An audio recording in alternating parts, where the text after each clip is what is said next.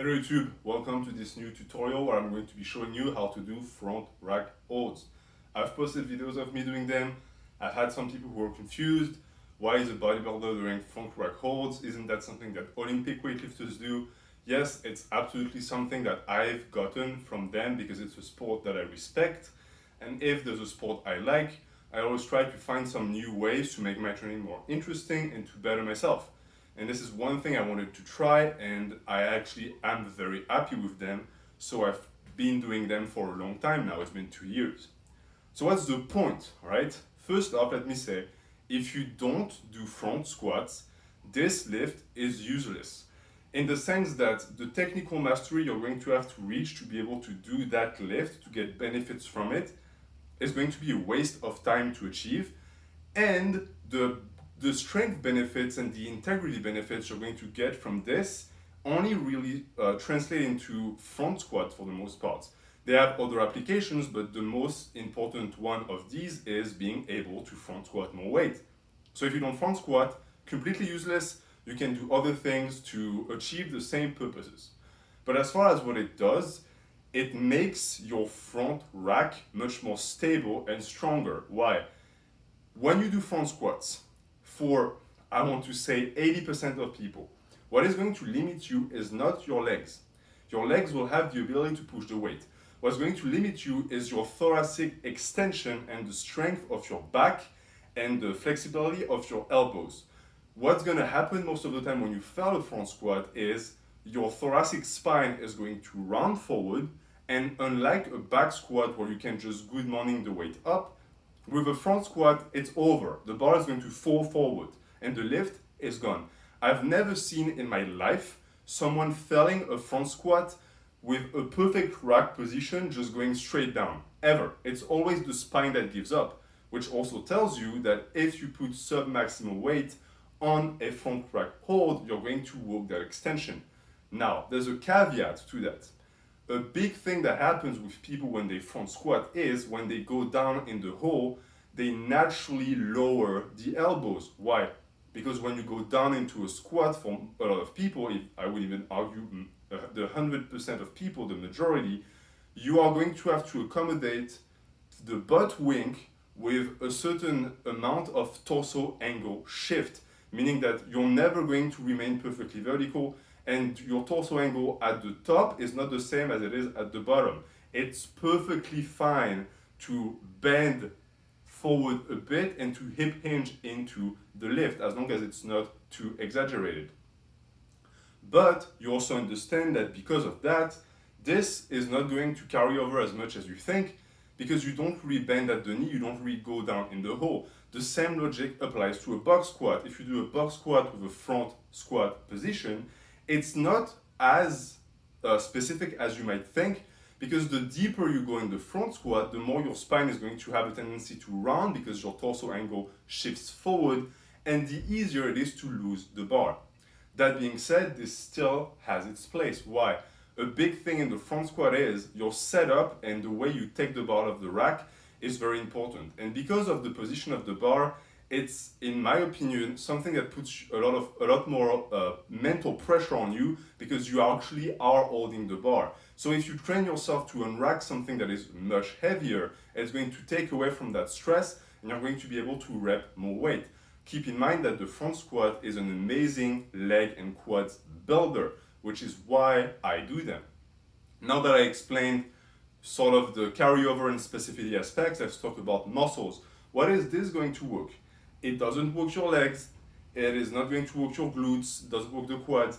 It's going to mostly work your core and the muscles of the upper back in a static fashion, meaning that it's going to really help you when it comes to staying stable and rigid. And this is where it also carryovers to other things. It carryovers to pulls from the floor. Why? Because pulls from the floor require a lot of thoracic extension. And I would even argue, that's my canon theory, that thoracic extension has a direct correlation with your ability to not round the lumbar spine.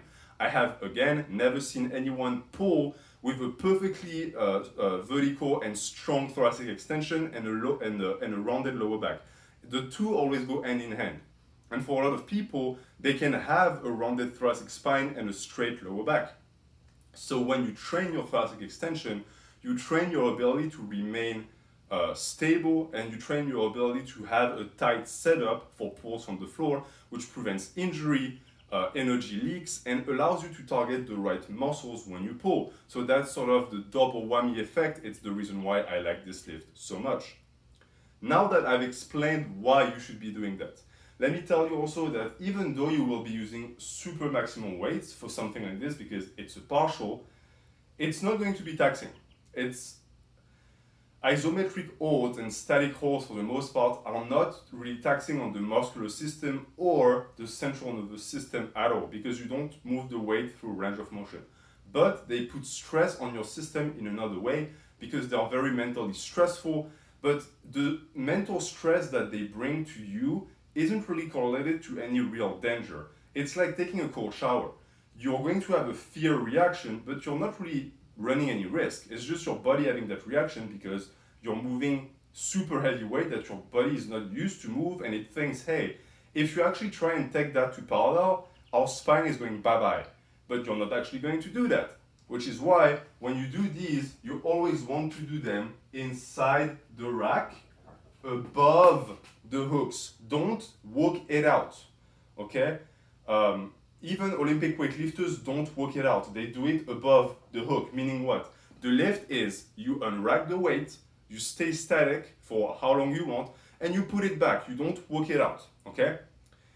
After that, keep in mind that the height of the pin are also going to matter. You shouldn't have to bend the knee too much. It should be a minimal movement for you to unrack the bar, because the deeper the knee flexion is going to be, the more of a half squat you're really doing, and the more pressure you're going to put on the knee. So be careful with that. I advise you start with weights that you can front squat. So if you can do 2 plates on the front squat, start with 2 plates. Yes, it's not going to be challenging. Yes, it's going to be boring. But next week you put 5 pounds, then 10, then 15, then 20. It's going to be fast. You do that to make sure that your knees have the integrity to handle the unracking of the bar, and that you actually master the technique and you strengthen everything before putting on heavy weight, because you're going to realize that you're going to progress super fast on this and you're going to put a lot of weight on it. I personally am a self-defined weakling, and I only do 5 plates. 5 plates on this is nothing. You can easily surpass that. Olympic weightlifters who weigh 170 pounds easily do 700 pounds on this. So this is a lift that you can really go heavy on. As far as the knee flexion question, some Olympic weightlifters like to do some knee flexions when they have the weight on them. I personally don't, because my knees don't like it. If you want to, go ahead, but pay attention to the feeling in the knees, because it can be very stressful even though there is no range of motion. So pay attention to that. And as far as the way you should do them for programs or stuff like this, it's really up to you. You do them for time, you don't do them for reps. I personally do 3 sets of 5 seconds, and I do 4 sets of that. So I do a total of 4 by 3, which is 16. You do what you want, it's up to you.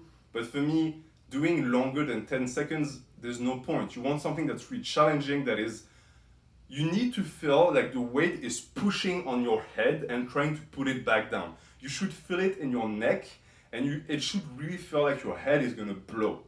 So I'm going to go and I'm going to demonstrate with, I think that's 350 something. This is warm-up weight. You're going to find that 1 warm-up is enough for that. If you have done some front squats before, which I have. If you don't, you might want to pyramid up to the weight slower. So let me show you how I do them.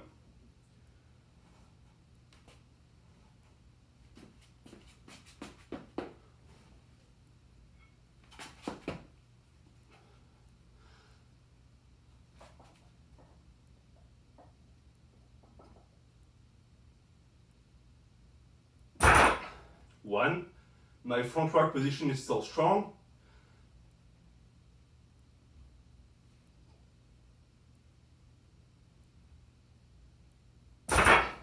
2, let's assume that my form failed, okay? I'm going to reset. Don't hesitate to reset. Don't grind ugly reps, you want the technique to be clean, clean, clean.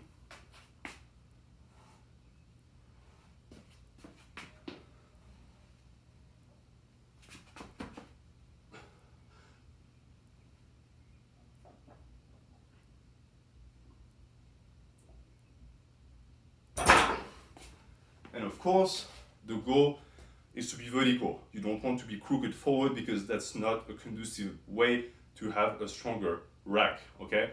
Straight with the elbows as up as possible.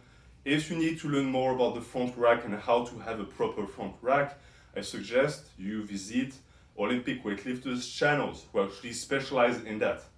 But that's it for the day. So I advise you, if you do that lift in a program, you can do it as a secondary lift. Don't do that as strength work, it's a waste of time. And superset it, please. Do something like Romanian deadlift afterwards, do something like hip hinges, hip thrusts. I do hip thrust afterwards. This is not something that you should be resting from because it really is not taxing on the cardiovascular system or on anything, really. It's a static hold. It doesn't suffice itself, but it's a good thing for people who do front squats because it's not taxing and it's really not time consuming at all. And you can do it every 10 days, 15 days, it still carries over. So that's going to be it for this tutorial for the front rack holds. Any question you have, I will answer. Thank you for watching.